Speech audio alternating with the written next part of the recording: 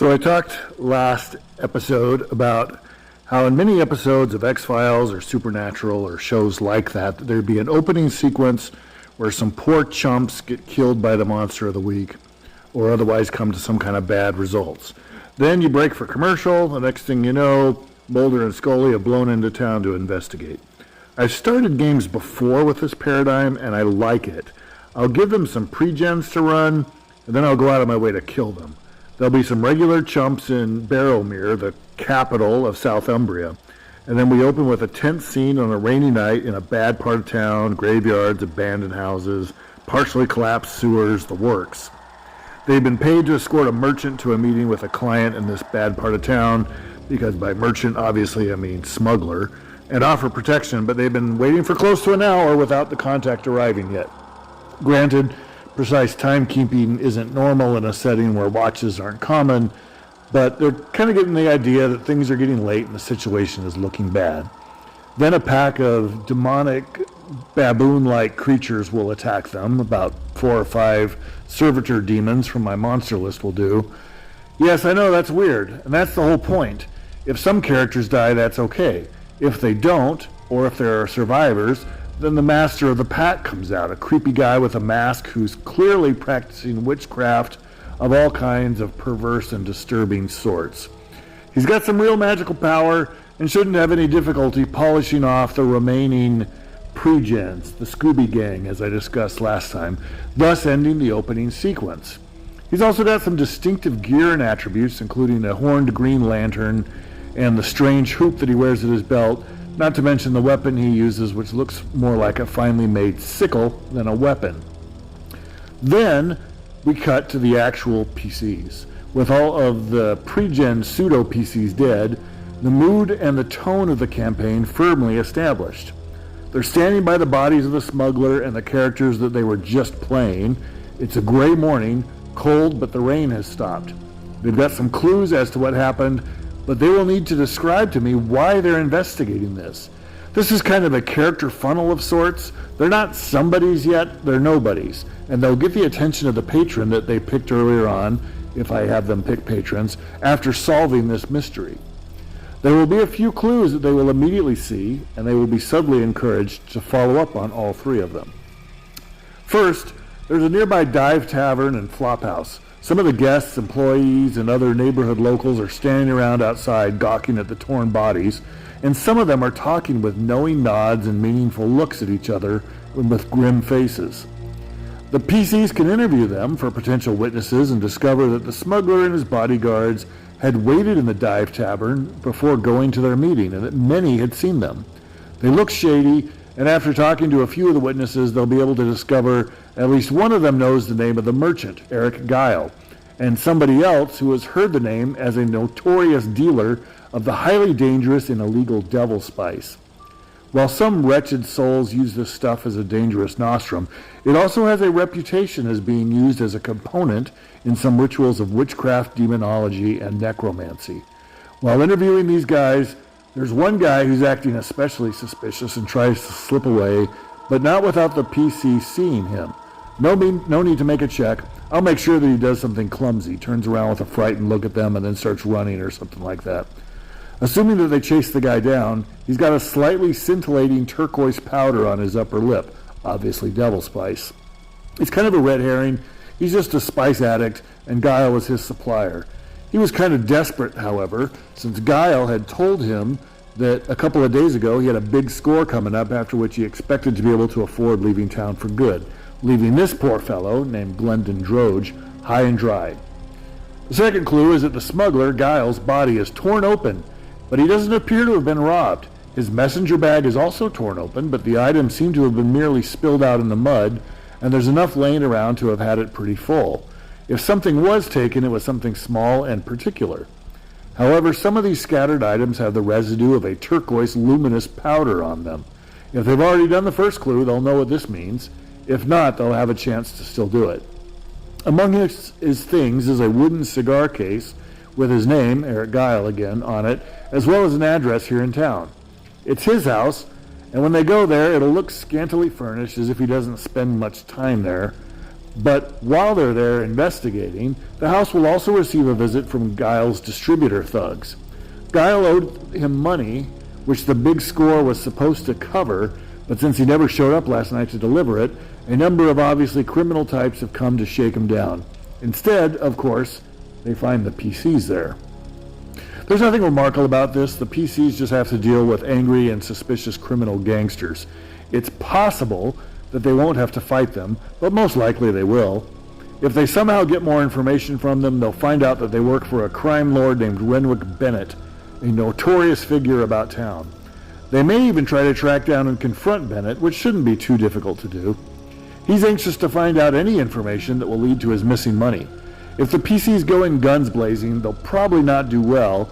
Bennett lives in a very nice part of town in a luxurious villa with tight and intimidating security that a handful of first-level PCs should not feel confident in assaulting.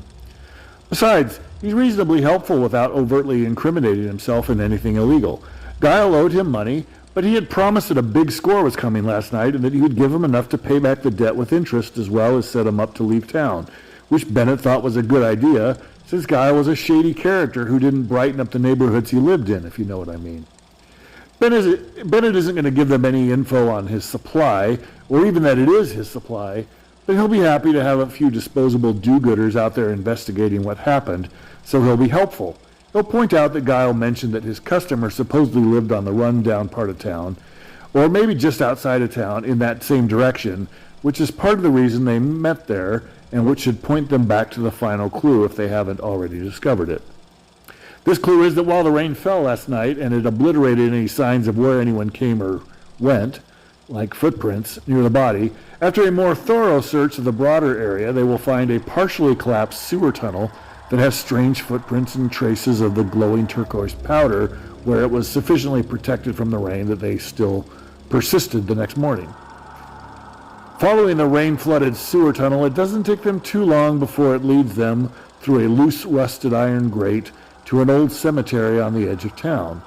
There are some moldering old nice graves from a long time ago, but mostly this has become a ghetto pauper cemetery in the more recent years. Beyond the cemetery are even older graves, ancient barrows that predate the arrival of the hillmen entirely, and not coincidentally, are half of the part of the reason that Barrowmere is named Barrowmere. The other half, of course, being the big lake nearby. But they can follow the tracks in the general direction of the barrows. Here they will see a nuzzle rat, basically Lovecraft's Brown Jenkin from The Rats in the Walls. An obviously supernatural and evil little creature, it spies them and runs screeching further into the barrows. I will point out that although this was exactly my plan, I actually had the PCs spot Brown Jenkins spying on them while they were still over by the bodies when I played this before. So after they have these three clues, hopefully discovered in more or less that order, this will lead them to the Master of the Pack's hideout, which is in an ancient barrow that he's unsealed. There they'll eventually have to confront him as well as the servitor demons again that he'll be summoning. There will probably only be two this time since they're pretty powerful for first level PCs who almost certainly won't have silver weapons or even know that they should have silver weapons at this point. With any luck, the PCs were scared enough, knowing what they were getting into, that they didn't just barge in, shout huzzah, and they were able to come up with a plan that allows them to be successful in killing the Master of the Pack, his Nuzzle Rat familiar, and any demons that he may have summoned. Maybe even all of the PCs survived. If not, they probably at least all made it to this point in the game. I'll have a couple of spare characters on hand just in case though, so players will have something to do if their character bites it. If the Master of the Pack was involved in some master plot, there's little evidence of it here. Along with the ancient bodies originally buried in the barrow, there are some much more recent remains looking like murdered victims of the cultist, but what exactly he was murdering them for is unclear. Given that this isn't a D&D game, he's not going to be loaded up with treasure either. A very modest amount of money will be found in a small pouch, but not nearly as much as Bennett told the PCs that Guile expected to be paid. Whether the Master of the Pack has another stash hidden somewhere else, or if he's always simply meant to murder Guile and take his devil spice without paying him is unclear. There is his weird sickle as well that has a soldered bead of silver right along either side of the edge, making it a silver weapon which would be much more effective against demons and certain other monsters. Too late to help the PCs with the demon baboon things, but handy no doubt in the future. There's also a bag of devil spice, leading to a bit of a moral quandary for the PCs. This stuff is super dangerous, very illegal, and possession of it could be a death penalty in many jurisdictions. But it's also worth a lot of nobles. What are they going to do with it? Finally, there's also a moldy and stained copy of the third cryptical book of Hassan, also illegal and dangerous to own, but if any PCs are excited to start studying magic in spite of the very sensible taboos against it, this is a potential starting place for them. And well, I guess that's not finally. There's also his weird hoop. The PCs won't be able to make heads or tails of it for now. It's made of bronze and iron and doesn't appear to be special in any way. I'll leave that as a mystery to be resolved later down the line. After this, where does the game go from here? I actually have no intention of explaining what the Master of the Pack is doing or if he's connected to anything else. He's just kind of a monster of the week, and I can't imagine that even if I pad this out with some additional encounters with dangerous wildlife or weird monsters in the graveyard or additional criminals, this is only a 2 to 3 session outline at best, maybe not even that much. So what happens next? Bennett isn't going to be too pleased that his money didn't show up. He'll want to satisfy himself that the PCs didn't just run off with it. Once he does so, he probably isn't terribly interested in them anymore, but he may give them a token of appreciation for helping resolve a problem that he had. If the PCs don't take time to address Bennett and his suspicions, they'll raise them, and he will suspect that they did in fact run off with the money, which will put a nasty price on their heads in the underworld, which could, of course, make for all kinds of interesting possibilities if they're foolish enough to allow that to happen. Also, while the Watch and other authority figures are happy that the PCs broke the case for them, they don't exactly want to advertise to the people of Barrowmere that a necromancer or demon cultist of some kind was operating on the outskirts of town, kidnapping and murdering townsfolk. The PCs won't exactly be famous, but a few people in the know will hear of them, which leads to invitations from the potential patrons to meet with them and start the campaign for real. Hopefully, by the time I've done these couple of sessions, there will have been a knocked out of the park session or two, and the players are both attached to their characters and drawn by the hooks and eager to see what more there is to offer. If not, well, I guess no real harm done, and I'll try it again with a different group. At that point, I can start making a similar plan for what will happen in the next session or two. As Professor Dungeon Master likes to say, the most important session of your game is your next one, so I don't intend to get ahead of myself with any detailed plans. This post outlines the direction I presume to take the PCs on in the first session or two, get them acclimated to the game, their characters, the setting, the rules. After meeting with the patrons, the game will become more open. I'm a fan, like I said last time, of the narrow, wide, narrow school of campaign design. Most characters need some direction at the beginning of a campaign, or they'll be flailing around. Did I say characters? I meant players need some direction at the beginning of a campaign, or they'll be flailing around trying to find the game in frustration. And most campaigns need to funnel eventually towards a dramatically satisfying conclusion. But between these narrow options, I want the players to feel more open to explore what they think is the most interesting of the hooks that I've dangled in front of them, tackle things at the pace that they feel comfortable, etc., etc.